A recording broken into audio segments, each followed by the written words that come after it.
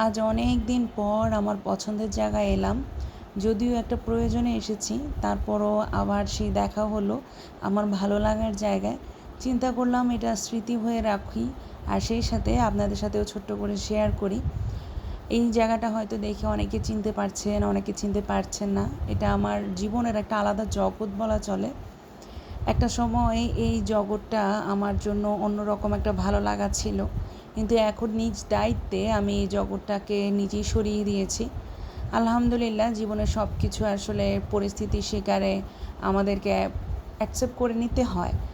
তো অনেক দিন পর মনে হলো যে যেহেতু যাব, তাহলে আমাদের নিজেদের কলেজ বাস আমাদের বাসা থেকে যেহেতু সামনে থেকেই যায়, তো আমি সেই জন্য কলেজ বাসে করে চলে এসেছি। আসা যাওয়ার মধ্যে কখনো আসলে কলেজ বাসটা ওইভাবে ইউজ করা হতো না। আমি চলে যাওয়ার পরেই আসলে এই আমার বাসার সামনে থেকে কলেজ বাসটা অ্যাভেলেবেল হয়েছে। তো যাই হোক, যে প্রয়োজনে এসেছি সেই প্রয়োজন মেটানোর জন্য হলেও আজ নিজের কলেজের বাসে করে এসেছি, খুব ভালো লাগছে।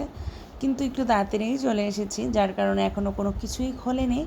তো আবার ব্যাক করছি, সেই সাথে দেখছিলাম যে এইদিকে হচ্ছে আমাদের লাইব্রেরি, আর লাইব্রেরিটাও খোলেনি, কি আর করার। চিন্তা করলাম যে যাই একটু ক্যান্টিন থেকে কিছু নিয়ে পুকুর পাড়ে বসে একটু কতক্ষণ সময় পার করি। একটা সময় এই জায়গায় আসলে এত ভালো লাগতো, জীবনের যত রকম দায়িত্ব আছে সব কিছু কেমন যেন ভুলে যেতাম। আর আজ এখানে এসে কেমন যেন একটা চিন্তায় পড়ে যাচ্ছে যে কখন বাসায় ফিরবো। কারণ এখন তো আমার সবচেয়ে জগতের সবথেকে সুন্দর জগৎ তো আমার বাসায়, মানে আমার দুটো সন্তান, তাই না? তো তারপর ওইখানে বসে থাকতে থাকতে কি করব, এখনও যেহেতু ক্লাস খুলছে না, অফিসও খুলেনি ডিপার্টমেন্টের, তো সেই জন্য হচ্ছে এখানে একটা প্রোগ্রাম হবে দেখছিলাম। তো সেই প্রোগ্রামে এসে বসেছি, কতক্ষণ প্রোগ্রাম অ্যাটেন্ড করে তারপরে এই তো প্রয়োজন শেষ করে চলে যাচ্ছি বাসার দিকে।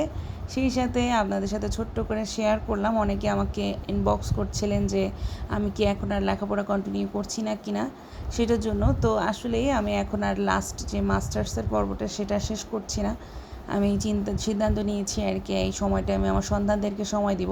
বাচ্চাদের আনা নেওয়া করা, অনেক তো জ্ঞান অর্জন হলো আমার, এবার বাচ্চাদের জ্ঞান অর্জনে সাহায্য করা, এটাই হচ্ছে আসল এখন মূল উদ্দেশ্য। সবাই দোয়া করবেন আমার জন্য। আজ এখানেই বিদায় নিচ্ছি। আল্লাহ হাফেজ।